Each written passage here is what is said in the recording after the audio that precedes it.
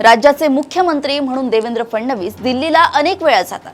काही महत्त्वाच्या प्रश्नांवर पक्षातील वरिष्ठ नेत्यांशी त्यांना चर्चा करायची असते। कधी राज्यातील प्रश्नांच्या संदर्भात संबंधित केंद्रीय मंत्र्यांसोबत बोलायचे असते, कधी राजकीय कारणांमुळेही ते दिल्लीवारी करत असतात। परंतु त्यांनी कायम स्वरूपी दिल्लीला जावे अशी राज्यातील अनेकांची इच्छा दिसून येते आहे। एकनाथ शिंदे तर अगदी आतुरतेने त्याची वाट पाहत आहेत। फडणवीसांनी दिल्लीत जाऊन केंद्रीय मंत्री व्हावे, पंतप्रधान व्हावे, अगदी राष्ट्रपतीही व्हावे, परंतु ते इथून दिल्लीत जायला हवे असे शिंदेंना मनापासून वाटत असते।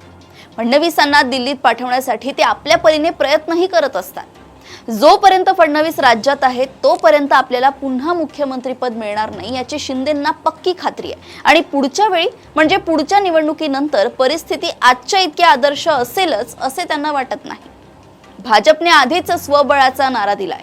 भाजपच्या सोबत राहायचे तर पुन्हा ते देतील तितक्यावरच समाधान मानणे आले आणि भाजपच्या विरोधात लढायची आपली ताकद नाही ही वस्तुस्थिती माहीत असल्यामुळेच आताच जे काही व्हायचे ते होऊ दे असे शिंदेंना वाटत असणार।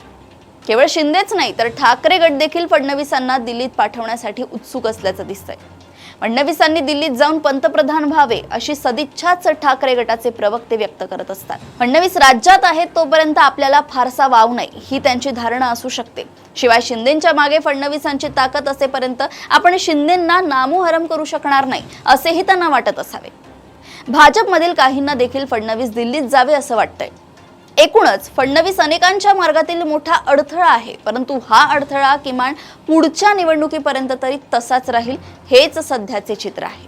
अशाच घडामोडी व अपडेट्स सोबत पुन्हा भेटूया देशोन्नती संपादकीयमध्ये। बघत रहा देशोन्नती। नमस्कार।